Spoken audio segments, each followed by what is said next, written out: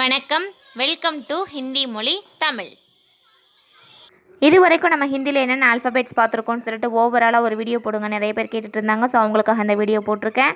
நீங்கள் நம்மளோட இந்த சேனலுக்கு புதுசாக அப்படின்னா கீழே இருக்க டிஸ்கிரிப்ஷன் பாக்ஸில் நம்மளோட வீடியோவோட லிங்க்ஸ் எல்லாம் இருக்குது. அதை போய் செலக்ட் பண்ணி பார்த்துக்கோங்க. Let's go to start the video. வர்ணமாலா. ஸ்வர் அ ஆ இ ஈ ஊ ஊ ரி ए ऐ ओ औ अं अह. व्यंजन क ख ग ग ङ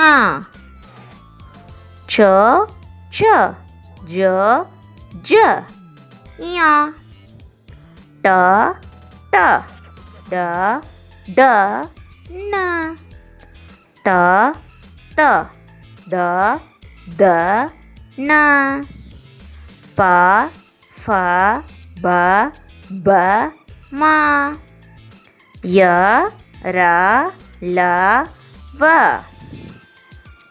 श श स ह. संयुक्त व्यंजन क्ष त्र ज्ञ श्र. अतिरिक्त व्यंजन ड ட. வியஞ்சனில் பார்த்திங்கன்னா நிறைய எழுத்துக்கள் சேமாக இருக்கிறதுனால கன்ஃபியூஸ் ஆகுதுன்னு சொல்கிறாங்க. கன்ஃபியூஸ் ஆகாமல் எப்படி படிக்கிறது அப்படின்னா, ஒரே மாதிரி இருக்க எழுத்துக்களை நோட் பண்ணி வச்சுட்டு அதில் என்ன சின்ன டிஃப்ரென்ஸ் இருக்குதுன்னு பார்த்துக்கோங்க.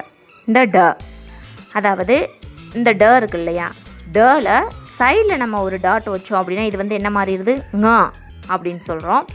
அதுவே கீழே வந்து ஒரு டாட் வச்சோம் அப்படின்னா இது வந்து ட அப்படி வந்துடுது. அந்த டிஃபரன்ஸை பார்த்துக்கோங்க.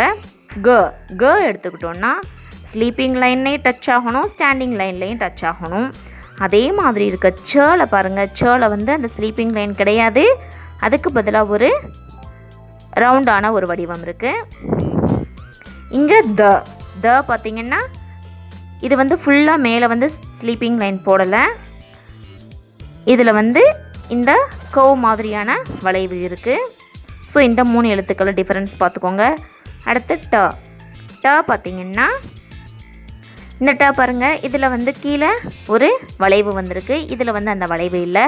ஸோ இது வந்து ட, இது வந்து ட. அதுலேயே இந்த கீழே வந்து ஒரு வால் மாதிரியான பகுதி போட்டோன்னா இது வந்து தவ மாறிடும். அடுத்து ப, இந்த எழுத்து ப. இந்த பக்குள்ளே நம்ம ஸ்லாண்டிங்காக ஒரு கோடு போட்டோன்னா இது வந்து ஷ மாதிரி ஆயிரும். அடுத்த எழுத்து இந்த வ வ பார்த்திங்கன்னா இந்த எழுத்து வ, இதுலேயே நம்ம உள்ள ஸ்லாண்டிங்காக ஒரு லைன் போட்டோன்னா ப ஆகிடும்.